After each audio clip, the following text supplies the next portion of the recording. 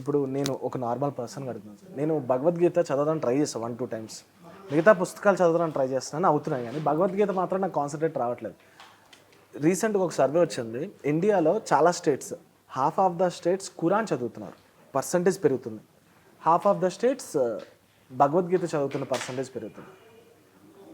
హిందువుల్లో భగవద్గీత ఖచ్చితంగా చదవాలని చిన్నప్పటి నుంచి చాలామంది చెప్పారు, కానీ ఎక్కడ నేర్పించడం అనేది లేదు అలవాటు.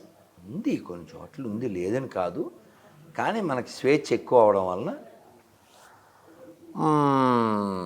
స్వతంత్రం వచ్చిన తర్వాత నిర్బంధం లేకపోవడం వలన ఆర్టికల్ 35 ఒకటి, ఆర్టికల్ 35A అని ఉన్నాయి. మన టోపీ పువ్వు పెట్టుకుంటాడు కదా, అతని టైంలో నుంచి వచ్చి ఎవరైనా మదర్సాలో ఖురాన్ బోధించవచ్చు, ఎవరైనా చర్చిలో బైబిల్ బోధించవచ్చు, భగవద్గీత స్కూల్లో బోధించకూడదు. సో ఇలాంటి చట్టాలు కొన్ని ఉన్నాయి. మన వాళ్ళు కూడా మన స్కూల్స్ని డెవలప్ చేయలేదు.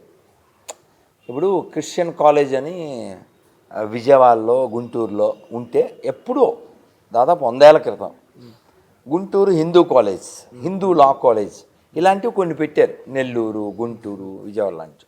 సో వాళ్ళకి పౌరుషం ఉంది, పెట్టారు. సో అలాంటివి ఇంకా చాలా పెరగాలి. ఇప్పుడు ఎడ్యుకేషన్ బాల్యం నుంచి కదా రావాలి. అవునా? వస్తే అన్నీ వస్తాయి. ఆ ఇంగితం ఎవరికి ఉండాలి? పేరెంట్స్కి ఉండాలి. పిల్లలు ఏం చెడ్డోళ్ళు కాదు, నువ్వు నేర్పించాలి. నేర్పిస్తే వాళ్ళకి వస్తాయి. నువ్వు ఇది నేర్పించలేదు అనుకో, వాళ్ళు ఇంకోటి నేర్చుకుంటారు.